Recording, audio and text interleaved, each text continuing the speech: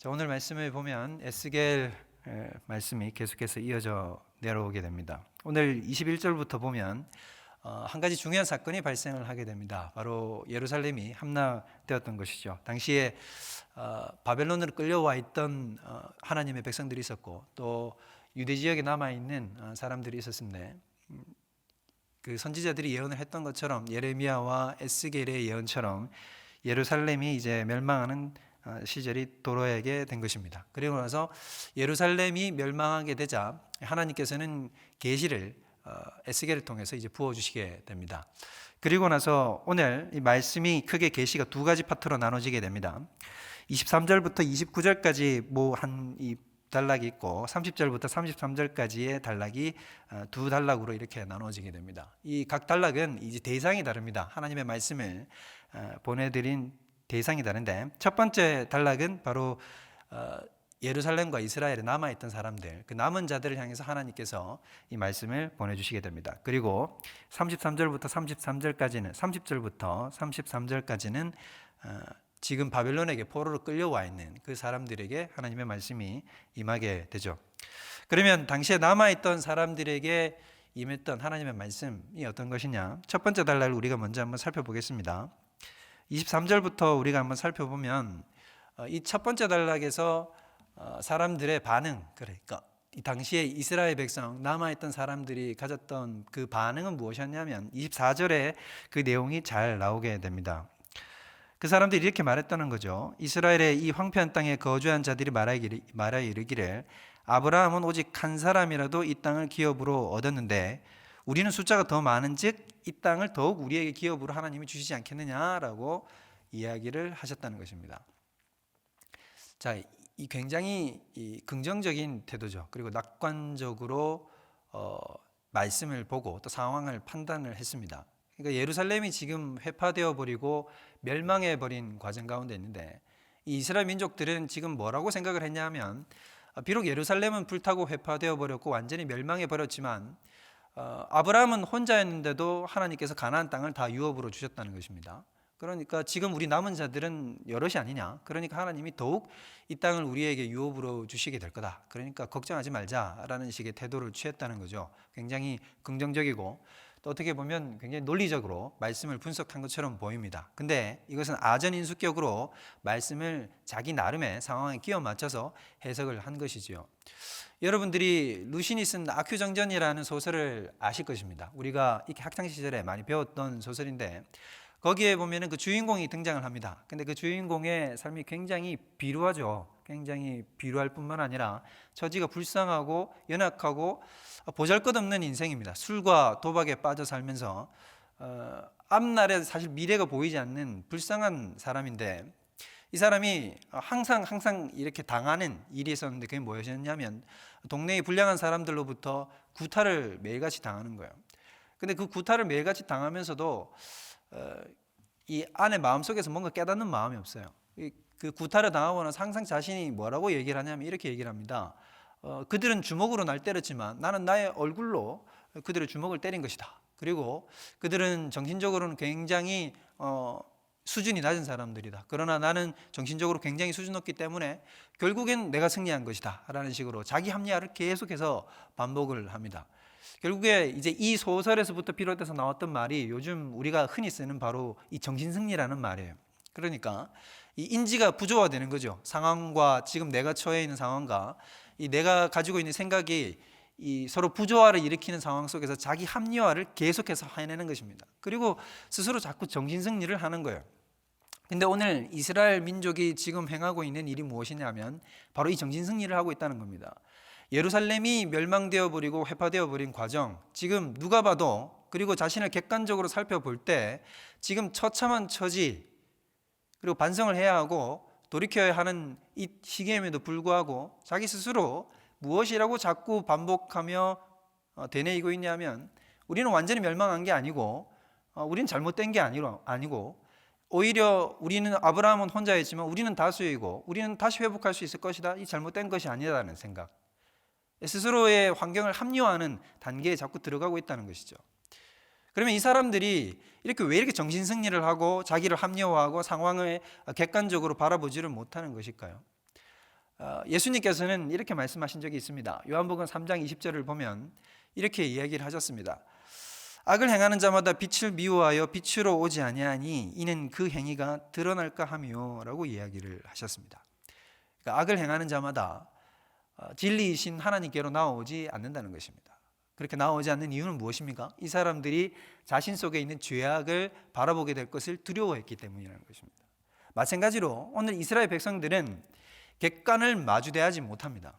지금 자신이 처해 있는 상황, 지금 처참한 처지, 고통스러운 상황을 마주대하지 못하는 거죠. 이 마주대하지 못하는 이유는 무엇이냐면 바로 자기가 하나님 앞에 죄인으로 드러나는 이 상황을 받아들이려고 하지 않기 때문인 것입니다.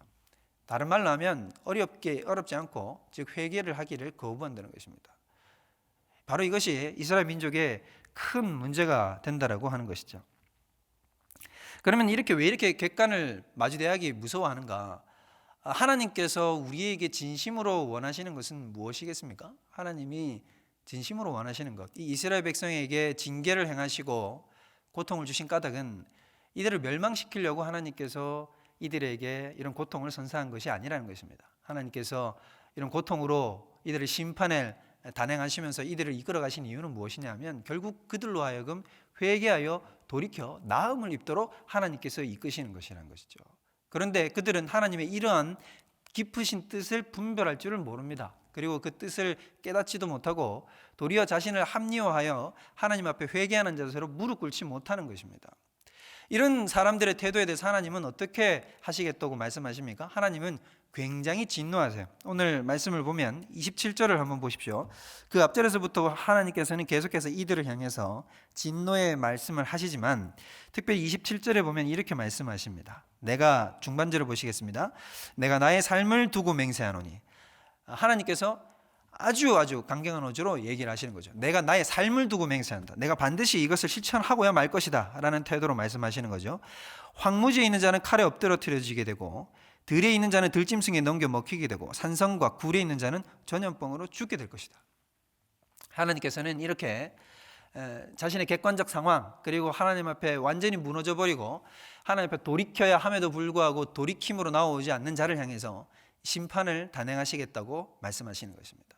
그러므로 우리도 마찬가지인 것입니다. 지금 우리가 처해 있는 상황, 어쩌면 지금 굉장히 어려운 상황 가운데 놓여 있습니다. 하나님께서 이 땅에 코로나를 보내주시고 우리에게 말씀하시고자 하는 것이 무엇일까요?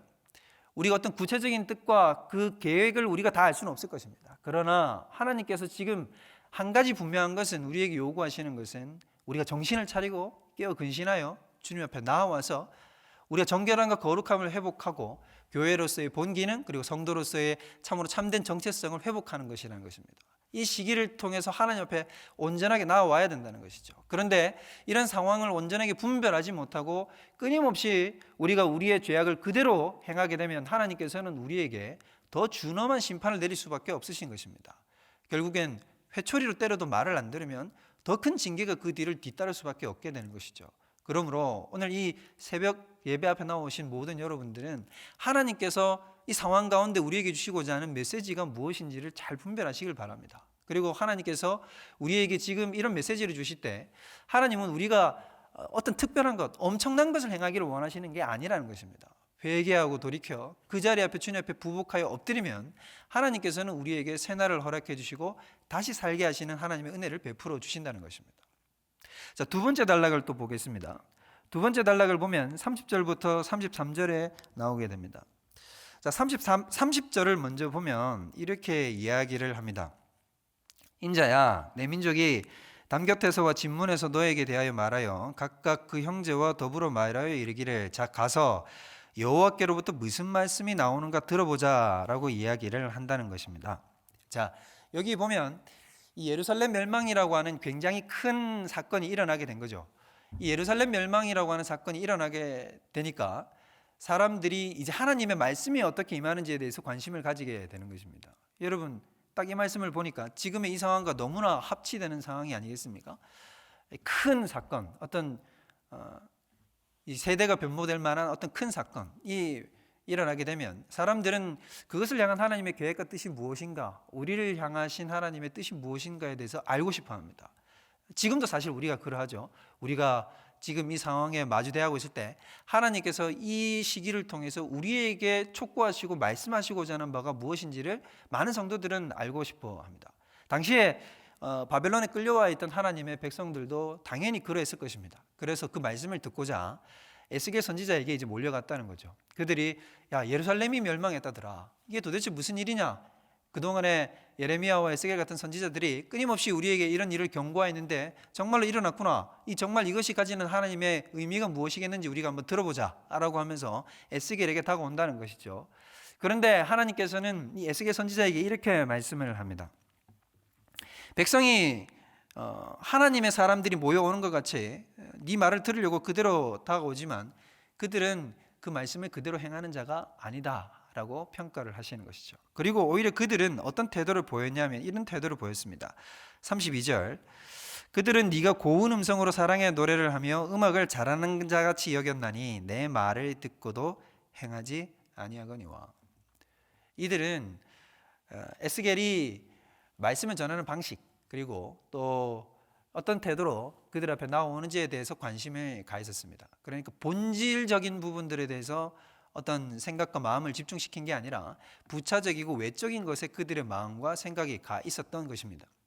그러니까 에스겔이 어떤 식으로 예언을 했냐면 노래로 예언을 하고 음악을 통해서 어떤 이렇게 하나님의 계시를 전달했던 것 같습니다. 그러니까 이 사람들이 생각했던 것은 에스겔이 가지고 있는 그 하나님의 메시지에 집중을 하는 게 아니라 에스겔이 전달하는 그 방식이나 그리고 그 외적인 어떤 양태에 대해서 사람들이 주목하고 집중을 한다는 것입니다. 이것을 하나님께서는 비판하시는 것이죠. 자, 그러면 이 사람들도 왜 이 메시지 자체에 관심을 기울이지 않냐면 이유는 분명하게 딱 나와 있습니다. 하나님께서 뭐라고 그들의 영적인 상태를 진단하셨냐면 이렇게 얘기를 합니다. 31절 맨 하단부에 보면 이는 그 입으로는 사랑을 나타내어도 마음으로는 이익을 따르기 때문이다 라고 이야기하고 있는 것이죠. 그러니까 그들이 진심으로 하나님 앞에 그 메시지와 하나님의 말씀에 집중을 하고 있는 게 아니라 그들은 이 입으로는 하나님을 사랑한다, 하나님을 사랑하는 백성이다라고 이야기를 하지만 그들은 그들의 마음으로 어떤 유익과 이익을 쫓아가고 있기 때문이라는 것입니다. 그러니까 본질적인 것에 마음을 두고 있지 못하기 때문에 그들은 하나님의 말씀과 메시지 자체에 집중을 하지 못하는 것이죠.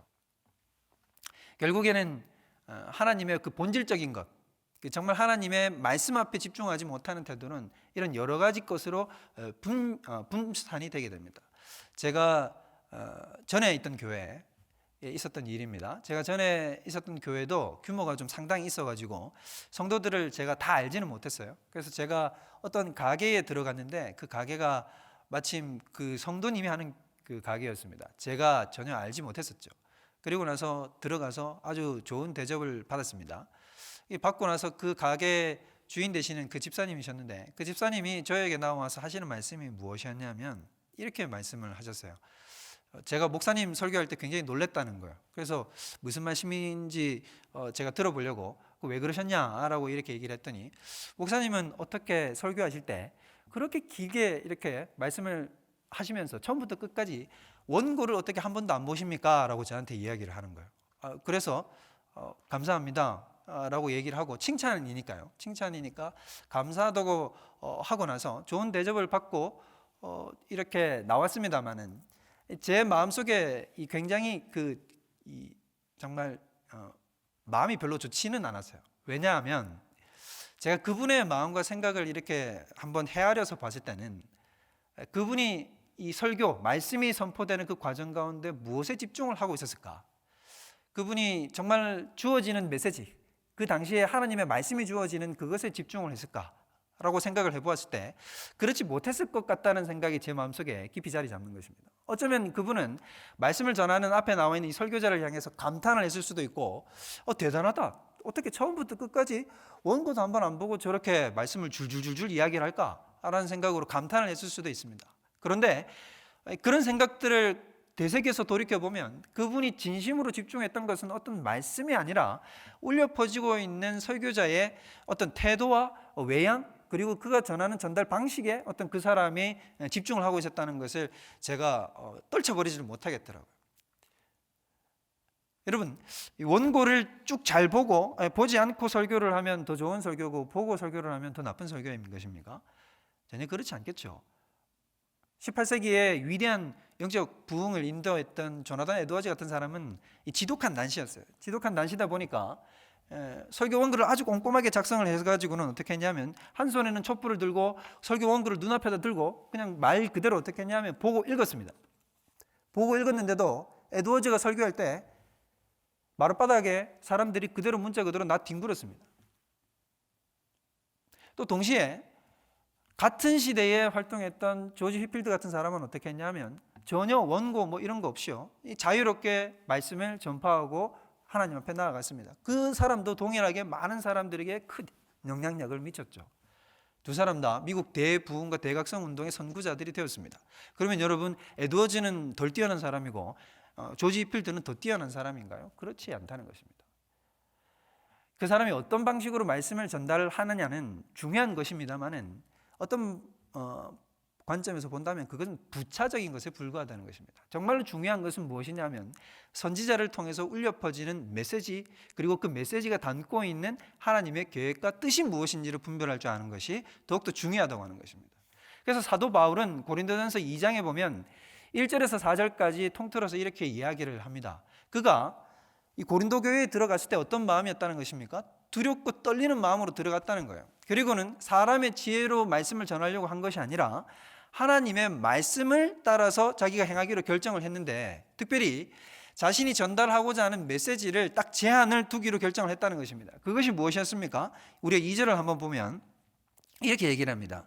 내가 너희 중에서 예수 그리스도와 그가 십자가에 못 박히신 것 외에는 아무것도 알지 아니하기로 작정하였다. 그러니까 그가 정말로 전달하고자 했던 메시지의 핵심적인 내용은 무엇이었냐면 십자가에 달리신 예수 그리스도, 즉 복음의 내용을 설명하겠다, 그 복음의 내용을 전달하겠다고 강력하게 다짐을 했다는 것입니다. 그러니까 메시지 자체가 하나님의 복음적 그 내용, 그것에 자신이 천착하겠다라고 결심을 했다고 하는 것이죠. 그러면 그 다음에 전달 방식은 어떻게 했냐면 성령의 나타남과 능력이라고 하는 것입니다. 그러니까 본질적 메시지는 예수 그리스도의 복음을 전하는 것이요, 그 뒤에 메시지 전달하는 방식은 성령의 나타남과 능력이라고 하는 것이죠. 그러므로 앞에선 선지자, 앞에선 설교자, 앞에선 하나님의 종, 하나님의 백성이 정말로 옳은 백성인가 아닌가를 분별하는 기준은 무엇입니까? 그가 어떤 메시지, 즉 복음적 메시지를 전달하고 있는가, 동시에 그는 성령의 나타남과 능력으로 말미암아 이 복음의 메시지를 전달하고 있는가가 그 선지자와 그 설교자와 그 하나님의 백성을 옳은지 옳지 않은지를 분별하는 기준이 된다고 하는 것입니다. 그런데 이 메시지와 하나님의 본질적인 뜻에 집중하지 못하고 천착하지 못하면 사람들은 외부적인 것으로 시선을 돌리게 되어 있다는 것이죠. 오늘날 많은 사람들이 이런 식의 관점과 태도를 취하고 있게 됩니다. 설교자들을 볼 때 그들이 가지고 있는 어떤 외적인 방식, 전달하는 것들, 그리고 그가 가지고 있는 어떤 외모라든지 하다못해 그가 가지고 있는 학벌과 어떤 외적인 것을 가지고 자꾸 어떤 앞에 선 사람들을 평가하기에 바쁩니다. 그러나 그것은 하나님의 뜻에 이탈해 가고 있다는 것이죠. 본질적 메시지, 정말 하나님이 가지고 있는, 하나님이 우리에게 뜻을 전달하시고자 하는 그 본질적 메시지가 무엇인지에 대해서 사람들은 천착해야 한다는 것입니다. 그리고 한국교회와 이 땅의 교회가 바로 하나님께서 에스겔을 부르신 것 같은 바로 선지자의 사명을 감당해야 되지 않겠습니까? 우리가 감당해야 하는 것, 전달해야 하는 사람이 감당해야 하는 것도 무엇이겠습니까? 사람들이 우리를 쳐다보는 어떤 다른 외적인 것, 그리고 그것을 사람들에게 잘 보이기 위한 어떤 방편을 우리가 마련하는 것이 중요한 것이 아니라는 것입니다. 한국교회가 세상 속에 더 큰 외형적인 조건들, 더 큰 힘들, 이런 것들을 구하려고 애를 많이 썼습니다. 지금도 정치적 영향력을 더 확대하려고 하고 사람들에게 어떤 우리의 전달하는 힘과 파워를 키우려고 합니다. 그러나 그것이 중요한 것이 아니라는 것입니다. 본질적인 것은 하나님의 메시지, 선지자적인 그 사명을 감당할 수 있는 그 능력과 그 힘이 바로 우리들에게 있어야 한다는 것입니다. 그것을 회복할 수 있어야 된다는 것이죠. 하나님은 그런 한 사람을 통해서 자신의 영광을 드러내십니다. 오늘 33절의 말씀이 무엇이라고 말씀을 하고 계십니까? 그 말이 응하리니 응할 때는 그들이 한 선지자가 자기 가운데 있었음을 알리라. 하나님의 메시지가 그 선지자에게 임하고 그 선지자가 그 사람들의 그런 외부적인 것을 집중하는 그 시선에 아랑곳하지 않고 하나님의 말씀에 천착하여 그 말씀을 있는 그대로 전달하게 되면 결국에는 사람들이 하나님의 선지자가 하나님의 말씀이 이 땅 가운데 섰는데 우리가 그것을 깨닫지 못했구나라고 하며 주님 앞에 돌아온 역사가 나타나게 된다는 것입니다. 그리고 그것은 결국 하나님의 말씀이 이 땅에 섰다는 것을 보여주는 하나님께 영광이 올려드려지는 일로 넘어가게 되는 것입니다. 우리가 처해야 하고 우리가 자리매김해야 하는 위치가 바로 이곳인 것입니다. 한국교회가 감당해야 될 것, 그리고 우리 모든 한 사람 한 사람 믿는 자들이 감당해야 될 것은 우리가 바로 이 땅에 하나님의 한 선지자가 되어서 하나님의 말씀과 하나님의 그 메시지와 하나님의 계획과 뜻을 사람들에게 온전히 전달하고 그들이 듣든지 아니 듣든지 우리는 그것을 삶으로 행동으로 보여주어 그 사람들에게 하나님의 말씀이 이 땅 가운데 살아있다는 것을 증명하는 한 사람 한 사람이 되는 것입니다. 저와 여러분들이 바로 그 자리에 서 있어야 될 것입니다. 오늘 이 예배를 온라인으로 또 보고 계시고 또 이 자리에 함께 하신 모든 여러분들에게 이 축복과 은혜가 임하기를 원합니다. 하나님은 지금 여러분들을 부르고 계신 것입니다. 여러분들이 그 선지자적인 사명을 감당하시고 하나님의 쓰시는 신실한 종이 되어서 이 땅 가운데 하나님의 말씀이 살아있음을 친히 보여주시는 저와 여러분들 되시기를 주님의 이름으로 축원드립니다. 우리 다 같이 기도하도록 하겠습니다. 우리 시간 우리 다 같이 기도할 때 하나님이 주신 말씀을 생각하면서 하나님께서 우리에게 요구하시는 것은 특별한 것이 아니고 우리가 생각하는 거대한 것이 아니라 우리가 진심으로 주님 앞에 나아가서 우리가 무릎 꿇고 엎드려 부복하고 회개하고 주님 앞에 나오는 것입니다.